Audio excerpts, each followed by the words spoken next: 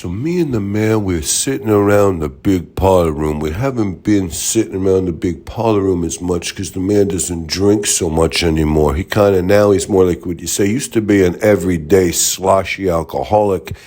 Now he's more like we'd say a binge drinker. He'll go 3 or 4 days without drinking, but then on that 4th or 5th day, he's getting completely toasted beyond description. And there also isn't that much sports on. We're watching a little bit of b-ball. College March Madness is going to be in full swing here shortly, so we'll get excited again. But, you're watching a little bit of cricket and a little bit of lacrosse, college lacrosse or girls lacrosse. It's on ESPN Plus. It's a little, So, the big parlor room, we haven't been hanging around so much anymore. But before the man got really, really tanked, he's sitting there, he's relaxing. We're watching a little bit of a rerun of the Players' Championship, whatever. It's boring, but, I'm kind of snoozy and just drifting in and out anyways. And the man says, dog, there's something going on with this. There's a new cottage industry, okay? So you got all these new news channels like Newsmax and Southern View. You got the Caucasian Network. You've got the Alliance of Right Thinkers Network. So all these guys, But to go with that all rose up, and they call that's part of the megaverse, okay? But then you got this other cottage industry of all these liberal guys who bought their own microphones and lights, and they set it up in their basement, and they espouse their views on what they say on the MAGA universe. So you got the mega universe in the Newsmax, the alt-right, broadcasting to about 150,000 people scattered around the United States of America. And the one thing I will say, those news anchors are hot. Newsmax and Fox News are in this battle to see who could have the hottest, most sultry, gorgeous, women dressed so, not scantily, but so provocatively. So, whether it's a blouse covering everything, it's going with the flow of the hair. And you can see they tease the hair just the right way. They got just the right amount of makeup and accessorizing to make these women, these women are like 7s, 8s, 9s, and they're making them 10s plus. Oh, it's gorgeous. And let me tell you something. I love tuning in for that reason alone. You know what I mean? And I looked at the man. I was like, remember, I don't got no balls, but plus I'm a dog, not so whatever. It doesn't matter.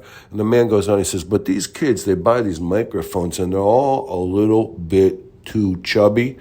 They don't have good hair. Most of them do not have very good voices. And they're very whiny. And they sit there and they whine and they critique the MAGA-verse, and they call it the MAGA. I thought it was mega, it's MAGA-verse. And I guess they're right, it's MAGA, whatever, MAGA-verse. So they're, critiquing the MAGA-verse, but they are whiny, cryny, and, they are not attractive, but they're well lit, and it's up close, and they're whining and crying about Marjorie Taylor Greene or Tucker Carlson, and they highlight how great Jon Stewart is. They're always in a position of defending Joe Biden, and, it's a tough position to be in because Joe is a little shaky. So, Joe, he's, whatever, but God forbid, I wouldn't want to have to spend 24/7 defending the guy, you know what I'm saying? It's a good thing and everything, but I just would, an 80-year-old man can still get out there and hustle and make it happen. He could still lead the free world. But, it's just, I wouldn't want to have to, it's like having an 80-year-old boxer, you know what I'm saying? Being the promoter of an 80-year-old boxer, you may not find that many takers. But these MAGA-verse critiquers, they are, you can only just watch a couple of them and you're like, how come there's so many? They're all saying the same thing. They're all doing the same thing. I mean, you could have 2 or 3 and be done with it. You don't have to have 15 or 20. And they got all these views. That's why I stopped them. I said, what? I said, they have a lot of views. They have a lot of adherents. The man's like millions, hundreds of thousands. I don't know how long these people do it. The MAGA thing is going on for, 6 years ago, the MAGA thing started, I guess. I don't know. But, you look at it and they got umpteen millions, whatever. They're banking. They're making book. And, how many, I don't know. Here's what I'm saying, dog. Maybe, me and you should get us a microphone and we should get some big lights and we could cast it. And I said, no, we already went through all that. If you go back in the annals of our relationship and everything we went through since I became a talking dog, you will remember it was just abject failure after abject failure. The world's not really ready to see a talking dog.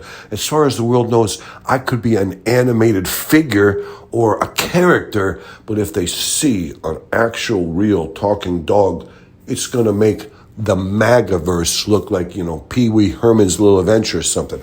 It doesn't, I'm just saying. And the man, he kind of shook his head and he looked forlornly off into the corner of the room. And then he took a big swill of bourbon and his eyes kind of settled back down level with the girls' lacrosse game. He flipped over to a girls' lacrosse game from the PGA rerun. And we both said, yeah, maybe if we would have started this when we were younger. The man's, going on 56. I'm going on 156. And it's probably a thing where, if Donald Trump would have been elected, 20 years ago, maybe we would have had time. But as it is now, we're just going to have to sit back. We're going to have to let the MAGA-verse revolve around, Donald Trump's big, enormous, wide-load butt. And, hey, if you can enjoy the beauty of a few of these Newsmax chicks and alt-right women, hey, so much the better. It'd be a good thing that way.